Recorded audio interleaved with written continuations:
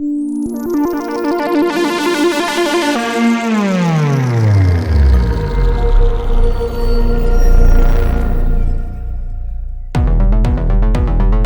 folks, Giles Reeves here with Selig Audio with some tips on how to get the most from the ColoringEQ.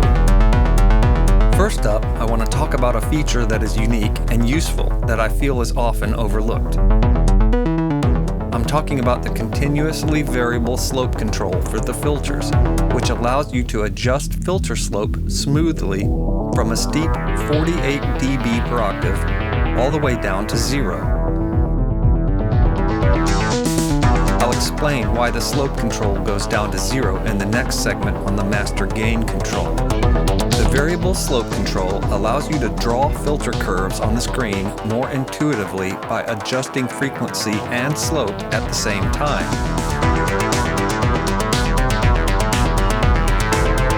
You can also use CV signals to smoothly modulate the filter slope for interesting effects. By having a continuously variable slope control, you can use the lowest slope possible to eliminate the typical comb filtering effect heard when using filters in parallel channels, because the lower the slope, the lower the phase shift.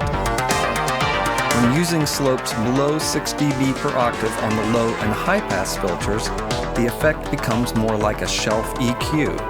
This allows the use of the filter as a low or high shelf if all EQ bands are otherwise in use.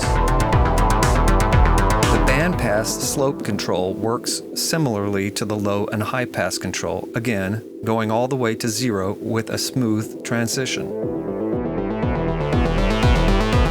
On the notch filter, the slope control becomes a notch depth control, a useful addition to the classic notch filter effect, adding fine control of the depth of the notch, something not found on other filters. For the comb filter, the slope control becomes a dry-wet control, which is essential to dial in the overall effect. Like all other filter modes, when the slider is at the bottom, the effect is completely bypassed.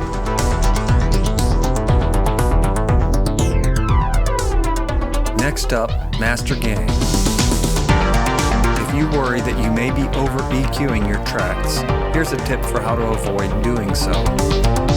While it's true that it is important to EQ in context, sometimes you still have to solo the track in question to make sure you're doing exactly what you think you're doing. Try this. Solo the track, in this case a kick drum, and dial in the basic sound. For the sake of this example, I'll add a little bottom end, carve out a little mud, and dial in some beater attack. Then move the master gain slider all the way down to the bottom, which will effectively remove the EQ you just set up. Next, unsolo the kick and start playing the track, gradually increasing the master gain until you hear the desired EQ amount. In many cases, you'll find you don't need to return all the way to 100% on the master gain to get the job done, which means you'll be using less EQ overall, but will still retain the original curve shape you set in solo. By the way, the master gain can also control the filters, which, as explained earlier, can be completely bypassed when the slope control is at the bottom. Setting master gain to 0 thus also sets all filters to 0 if desired by clicking on the Include Filters button, which is on by default. In this way, the entire EQ curve, including the filters, can be globally adjusted up or down to dial in the exact amount of the chosen curve.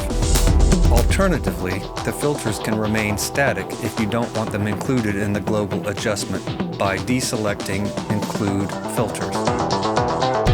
Finally, let's look at some creative uses of the ColoringEQ, specifically how to add a pitch element to a non-pitched sound and how saturation can further enhance the effect.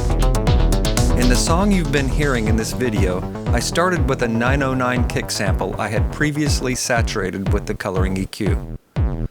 From there, I added some further pitch enhancement and saturation using a narrow EQ boost to emphasize the fundamental frequency of the kick, and then I automated the effect to maximize it when the bass synth wasn't playing.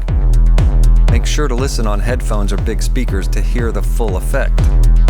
Here it is bypassed. And now back on. And finally with and without saturation.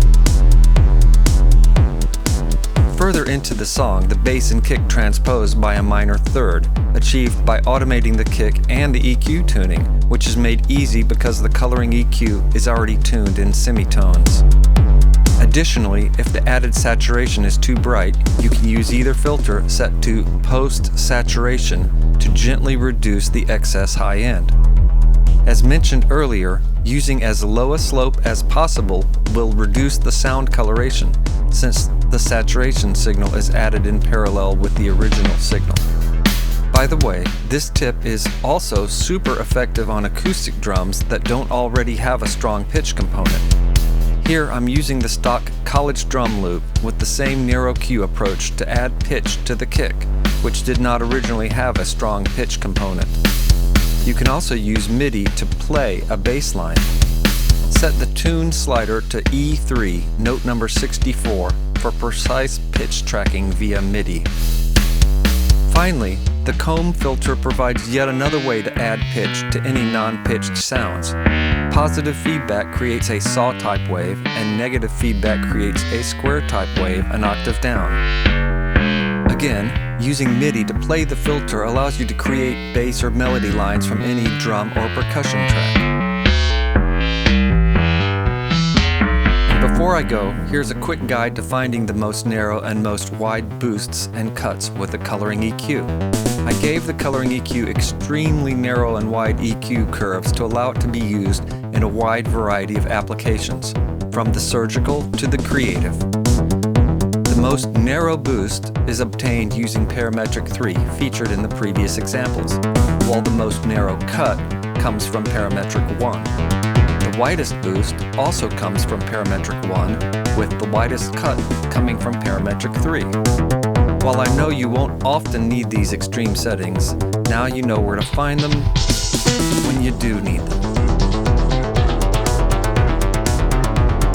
I hope you found these tips useful, and if you have any questions or suggestions for future tutorials, please leave them in the comments section below. Thanks for watching, and I'll see you next time.